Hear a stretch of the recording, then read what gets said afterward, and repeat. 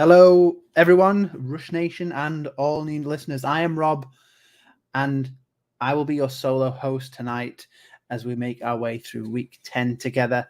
Lewis, unfortunately, has had laptop issues this week and will not be joining us tonight. However, he will be heading to the library tomorrow to do some editing.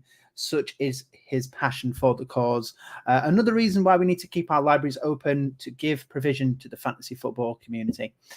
If you haven't noticed, in the last few weeks, there's been a face we haven't seen as much of as in previous years, and that is our very own Andrew Pitsy, to his friends and to many of you. We started Fast Action Friday together a few years ago now after a recommendation from Murph and Stocks to get stuck into doing some recording. That was during the pandemic. We had a hiatus and we brought it back post-pandemic last year with Lewis on board.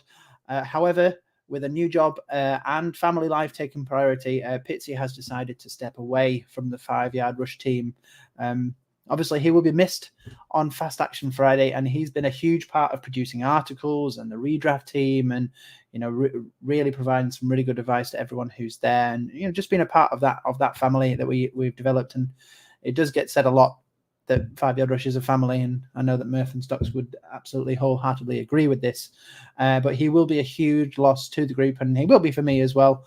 However, he is still a part of a huge fantasy league that we are part of, so he hasn't fully gone yet. So not from me, but yeah, he will be missed from here, and we wish him well for the future. That's not all the bad news I have as well. I will also be hanging up my 5-yard cleats at the end of this season due to a new job and the life and times of being a father to a growing 2-year-old. And I'm going to try and man the Fast Action ship as much as I can to the end of the season, except next week. It is my early family Christmas, but I will try and be here as much as I can towards the end. And what Lewis does with it then is up to him. He can have the theme tune, the intros to the sections. But yeah, it's been an honor to have this opportunity and do it. But for the time being, I have a job to do, and we have our sections to look at. So let's hit Thursday Night Throwback.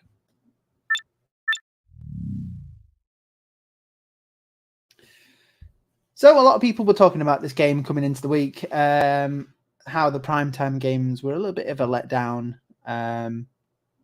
This Thursday night game between the Panthers and the Bears was uninspiring on paper, and that's exactly how it turned out to be. The Bears squeak away with a 16-13 victory, moving them to 3-7, while the Panthers lay stuck on 1-8. And the Bears, they have to be laughing about the first-round pick that they got for that trade to get the Panthers to the number 1 pick.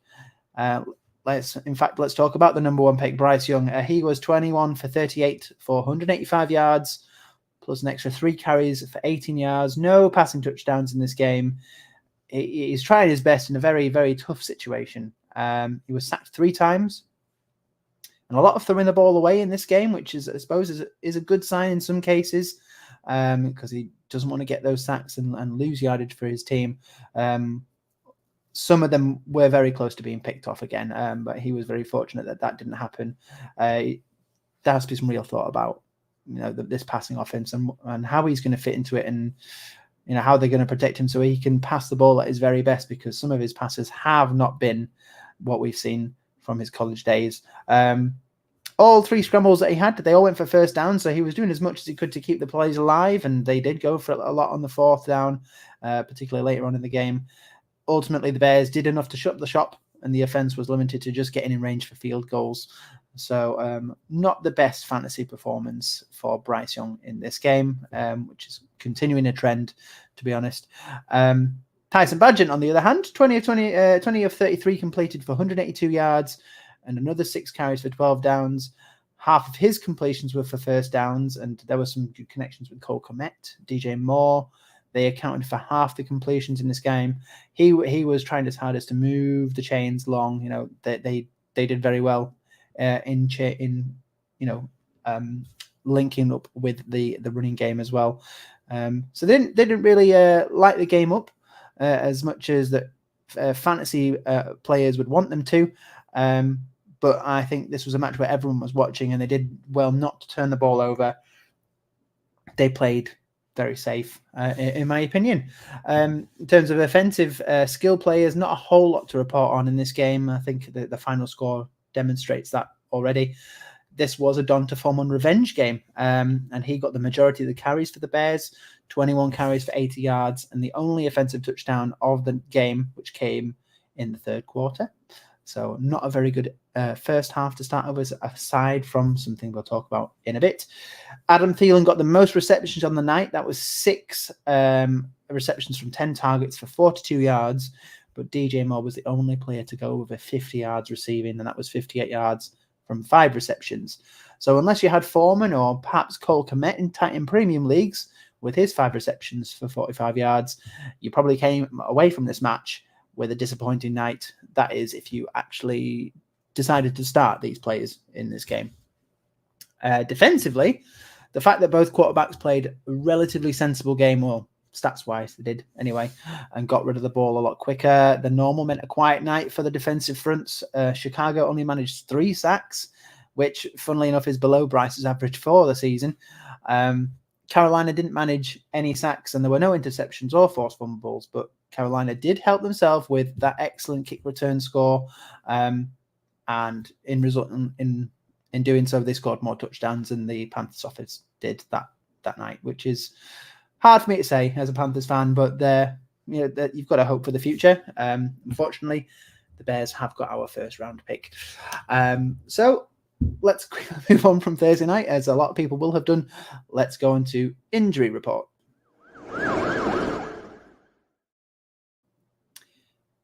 Biggest news of the week for fantasy players is that Kyler Murray is back. The quarterback returns after the ACL injury that kept him out since week 14 of last year's campaign. Josh Dobbs has kept the seat warm, aside from last week, and let's hope the Cardinals make the best of what's left of the season, or not, and they go for a sooner pick. Let's see. However, this also times itself nicely with James Conner's potential return from IR after that week 5 knee injury. Let's see if that double punch, that 1-2 punch, will do anything for the Cardinals' offense. Unfortunately, as one QB arrives, another one makes a hasty exit, and that goes in addition to the other ones that have happened in the last few weeks. Daniel Jones, who had only just returned from a neck injury, now misses the rest of the season with that deadly Achilles tear that seems to be catching everyone a lot more than usual this year. Tommy DeVito has stepped up and become the 10th rookie to start this season because Tyrod Taylor's on IR, and that 10th rookie start is an NFL record. But experienced veteran Matt Barkley and new signing Jacob Eason are waiting in the wings to support should DeVito not be the answer that the Giants are looking for. Another rookie who started this year and is taking off is CJ Stroud. This week, it looks like the signal caller will be without Nico Collins, who has missed 3 practices so far this week, and it looks very unlikely that he'll play. He's been struggling with a calf injury since the last gas win against the Bucs. Stroud could also be missing Dameon Pierce this week, as he was also absent from practice on Friday. Another running back injury, Keaton Mitchell for the Ravens. He's been struggling with a hamstring injury after that standout performance against the Seahawks last week. His status for the contest against the Browns is now up in the air. But the team on the other side is suffering too. Pierre Strong is questionable this week, and the Browns are missing some key offensive linemen, which might affect their performance in this game too. Could this be another week of Hopkins getting some good kicks here for the Browns? We'll have to see if Dustin can dust off those boots. Let's move on to weak points.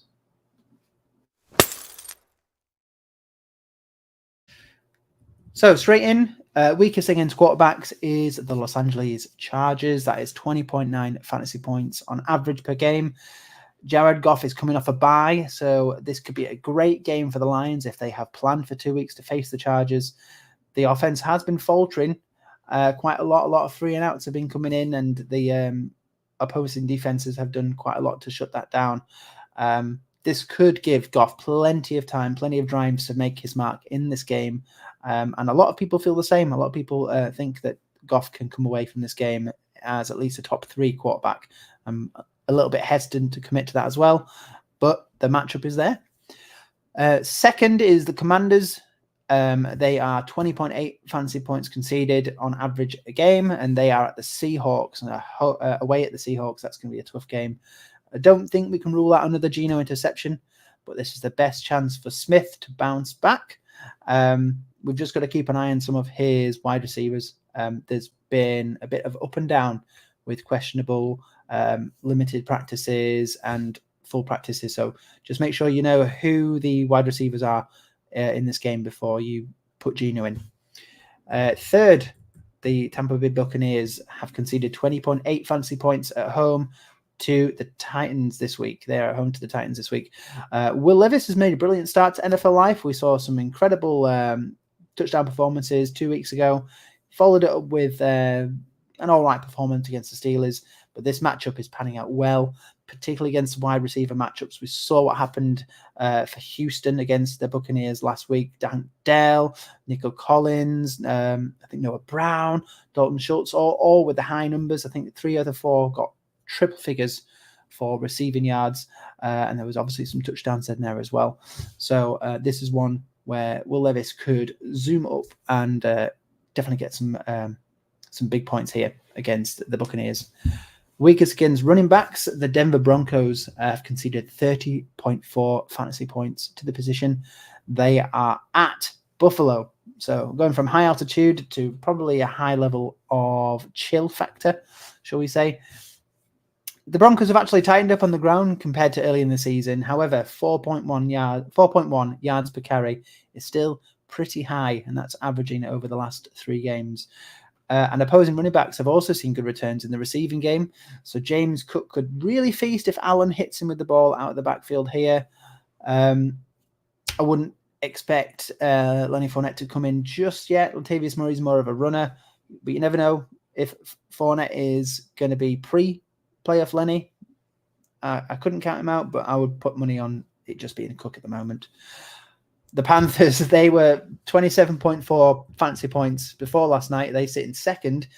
That was before last night, and we saw D'Onta Foreman manage another touchdown against them last night, and the Bears ran for 133 yards off 37 carries, which is above the average that they've seen this season. I can imagine the Panthers staying in here another week after what happened last night. The Arizona Cardinals, they are third. 24.5 fantasy points. They are at home to the Atlanta Falcons. There's a troubling backfield split here, and Algier has been seeing a good share of the action, particularly in the red zone. Both Baltimore and Cleveland passed the ball to their running backs in the last 2 weeks against the Cardinals with a decent return. So there is hope here for Bijan to be involved in that side of the thing. That is, unless they decide that Cordarrelle Patterson is going to be the passing running back in this game. I would really hope that that Arthur Smith decides to use Bijan the way he's supposed to be used, as a bell cow back. There is potential here for the running game to break through as well, like the Rams did in week 6. They went over 7 yards per carry throughout that whole game.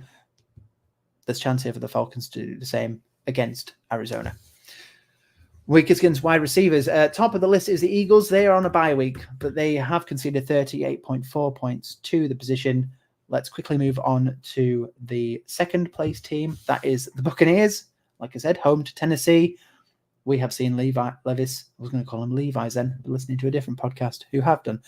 Levis has been slinging it.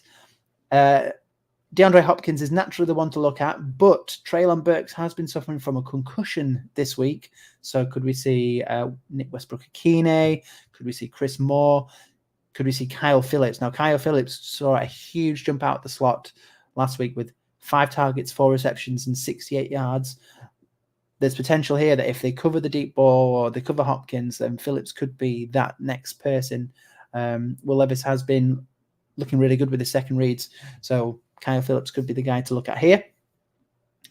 The Commanders, the Washington Commanders, they are third in this list. 34 fantasy points conceded to the position. Like I said, away at the Seahawks. So good for whoever ends up fit out of the Seahawks room.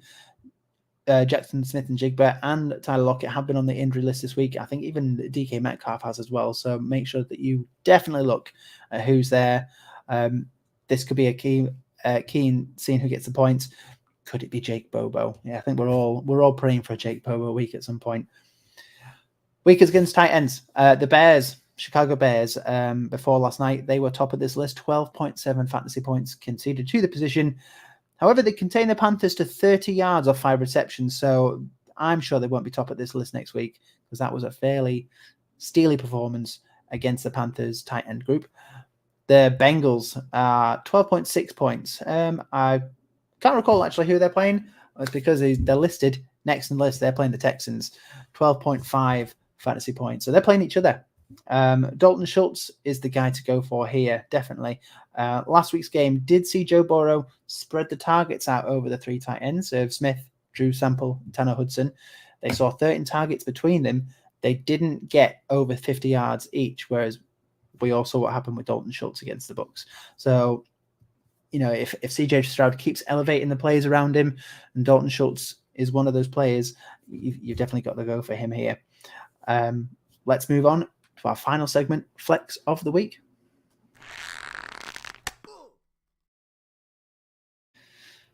So last week, myself and Pitsy did give some recommendations to Lewis about our Flex of the Week.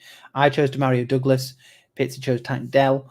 Pitsy did end up beating me with his pick. I'm not sure who Lewis picked, but I would probably say that no one did better than Tank Dell. He had a game and a half with Stroud against the Bucs. However, that will be his last pick of the season, so he won't be able to pick anymore. He is holding the lead at the moment. We'll just have to see what happens. This week, I'm going to choose a player that we have talked about already, and that is Kyle Phillips. We've seen what Will Levis is doing with that offense. We've seen that the matchup looks good for those teams as well, not only in wide receivers, but in quarterbacks as well. I believe Will Levis's presence in the team is actually causing teams to make defensive changes. So that's something that a lot of teams may not have planned for at the start of the year. They'll be coming into this week going, we've got to make some changes here. Kyle Phillips has seen that tick up since Will Levis has joined the team. Treylon Burks might have been an obstacle here for some offensive snaps and some targets, but he is suffering from concussion and he has missed yesterday's practice, yesterday being Thursday. The status of his Friday practice is unknown at the moment, so there is a chance he might be back. But even if he's not, I'm still going to take a chance here on Kyle Phillips. He showed a lot of promise coming into this team, didn't ultimately fulfill it because of a combination of injuries and basically just nothing in the passing game. Times have changed. He seems to be fit. The passing game's here. Kyle Phillips is my pick for Flex of the Week this week. That is all for Fast Action Friday this week. We're on 19 minutes at the moment. That's probably the fastest we've done for a while. I won't be here next week, as I've said previously. It's the Council Family Christmas, so Lewis will hopefully be back from his technological exile. Until then, folks, keep rushing.